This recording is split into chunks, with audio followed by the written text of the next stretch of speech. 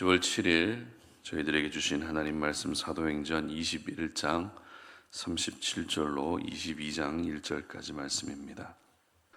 바울을 데리고 영내로 들어가려 할 그때에 바울이 천부장에게 이르되 내가 당신에게 말할 수 있느냐? 이르되 네가 헬라 말을 아느냐? 그러면 네가 이전에 소요를 일으켜 자객 4,000명을 거느리고 광야로 가던 애굽인이 아니냐? 바울이 이르되 나는 유대인이라 소읍이 아닌 길리기아 다소시의 시민이니 청컨대 백성에게 말하기를 허락하라 하니 천부장이 허락하거늘 바울이 층대 위에 서서 백성에게 손짓하여 매우 조용히 한 후에 히브리 말로 말하니라. 부형들아, 내가 지금 여러분 앞에서 변명하는 말을 들으라. 아멘. 사명자여 정신을 차려라 라는 제목으로 오늘 아침 말씀 전합니다. 임진왜란 당시 일본인의 횡포가 극에 달했었죠. 일본군들은 전쟁의 성과를 과시하기 위해서 조선인들만 보면 코와 귀를 베어갔습니다. 그 숫자만 해도 자그마치 3만 개가 넘었다고 합니다. 이런 일을 겪으면서 일본인에 대한 두려움과 트라우마로 생긴 말이 있습니다. 바로 에비이라고 하는 말입니다. 에비이는 입이 왔다, 도망가라 에서 나온 말인데요. 한자로 귀이, 코, 비를 사용해서 코와 귀가 잘리지 않도록 조심하라는 뜻입니다. 그런데 이 에비이라고 하는 말은 요즘에도 어른들이 주로 사용하는 말이죠. 언제 사용합니까? 아이들이 위험한 행동을 하거나 위험한 물건을 만지려고 할 때 그 행동을 못하도록 에비 이렇게 말한다는 것이죠. 그렇다면 이런 말을 하는 이유가 뭘까요? 정신을 차리라는 것입니다. 정신을 차려야 코와 귀가 베이지 않고, 정신을 차려야 사기도 당하지 않고, 정신을 차려야 사고도 당하지 않기 때문입니다. 올해 상반기 보이스피싱 범죄 피해액이 무려 3천억이 넘었다고 합니다. 예전에는 조선족들이 이 범죄의 주범이었기 때문에 억양만 들어도 바로 분별할 수 있었지만 이제는 억양만 가지고서는 분별이 안 될 정도로 수법이 점점 진화되고 있습니다. 이런 세상을 우리가 살면서 하루라도 정신을 차리지 않으면 정말 말 그대로 코와 귀가 베어질 위험이 너무 많은 것 같습니다. 그런데 단순히 사고를 당하지 않기 위해서, 사기를 당하지 않기 위해서 정신을 차려야 되는 것만이 아닙니다. 우리가 사명자로 이 땅을 살아갈 때에도 항상 정신을 차릴 수 있어야 됩니다. 오늘 본문은 사도 바울이 3차 전도 여행을 마치고 예루살렘 교회에 와서 그동안에 있었던 선교 보고를 하고 나서 있었던 일을 기록하고 있습니다. 사도 바울이 예루살렘에서 겪었던 일은 유대인들의 오해와 편견 때문에 그만 붙잡히고 맙니다. 그런데 단순히 붙잡히는 정도가 아니었습니다. 여러분, 린치를 가했다는 말 들어보셨습니까? 린치를 가했다. 이 린치라고 하는 것은 정당한 법적 절차를 따르지 않고 불법으로 잔인한 폭력을 가했다는 뜻입니다. 바로 사도 바울이 오늘 예루살렘에서 유대인들에게 이렇게 집단 린치를 당하고 있었던 것입니다. 그렇다면 바울이 잘못한 것도 없이 사람들로부터 집단 폭행을 당한 이유가 무엇일까요? 그 이유는 방금 말씀드렸던 것처럼 오해와 편견 때문이었습니다. 어제 본문에 해당되는 29절 말씀 보시기 바랍니다. 29절입니다. 이는 그들이 전에 에베소 사람 드로비모가 바울과 함께 시내에 있음을 보고 바울이 그를 성전에 데리고 들어간 줄로 생각함이로라. 자, 이 말씀의 의미는 사도 바울이 에베소 사람 드로비모를 성전으로 데리고 갔다고 유대인들이 생각했다는 말씀인데요. 여기서 드로비모가 에베소 사람이라는 것은 유대인이 아니라 이방이라는 뜻이죠. 그런데 이방인이 들어올 수 없었던 성전 안으로 드로비모를 데리고 갔다고 유대인들이 생각했던 것입니다. 단지 사도 바울과 드로비모가 예루살렘 시내에 같이 있었다는 이유로 사실이 아닌 것을 사실인 것처럼 사도 바울을 범죄자로 몰아갔던 것이죠. 그리고 또 한 가지 오해는 오늘 보면 38절 보시기 바랍니다. 그러면 네가 이전에 소요를 일으켜 자객 4,000명을 거느리고 광야로 가던 애굽인이 아니냐. 자, 이 말은 천부장이 사도 바울에게 했던 말입니다. 말씀을 잘 보시면 아시겠지만 지금 천부장은 바울을 어떤 사람으로 오해하고 있었습니까? 이전에 자객 4,000명을 이끌고 반란을 일으켰던 애굽 사람으로 보고 있었던 것입니다.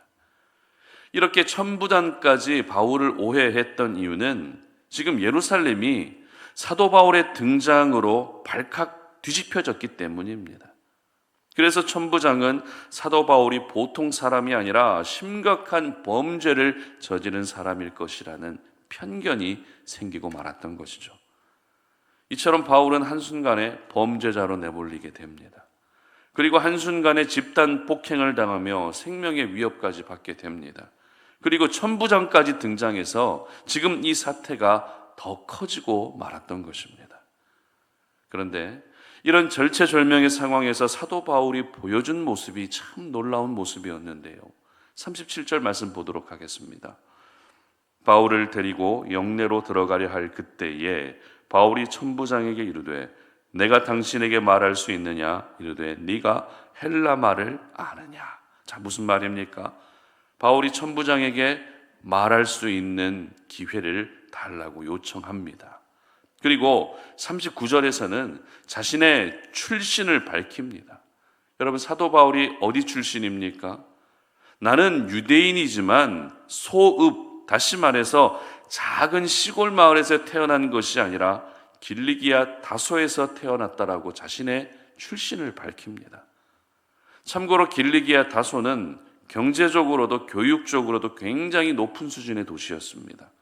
마치 과거에 우리나라 시골 사람들이 서울 사람을 보면 신기하게 바라봤던 것처럼 길리기아 다소도 역시 다른 사람들이 항상 동경하던 그런 지역이었습니다. 특별히 당시 사회적 분위기가 어떤 분위기였는가 하면 출신으로 사람을 판단하는, 이 사람이 어디에서 태어나고 어디에서 자랐느냐, 이런 것으로 사람을 판단하는 분위기가 만연했습니다. 그래서 오순절 성령이 임했을 때 제자들이 방언하는 것을 보며 다른 사람들이 어떻게 이야기했습니까? 이는 갈릴리 사람이 아니냐, 이는 시골 사람이 아니냐, 이는 시골 어촌 마을 사람들이 아니냐라고 비아냥대는 일도 있었던 것입니다.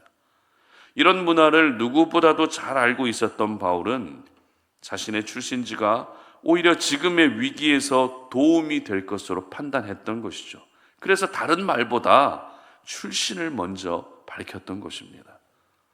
그리고 40절에서는 지금 자신에게 폭행을 가하고 있는 유대인들을 향해서 히브리어로 말하죠.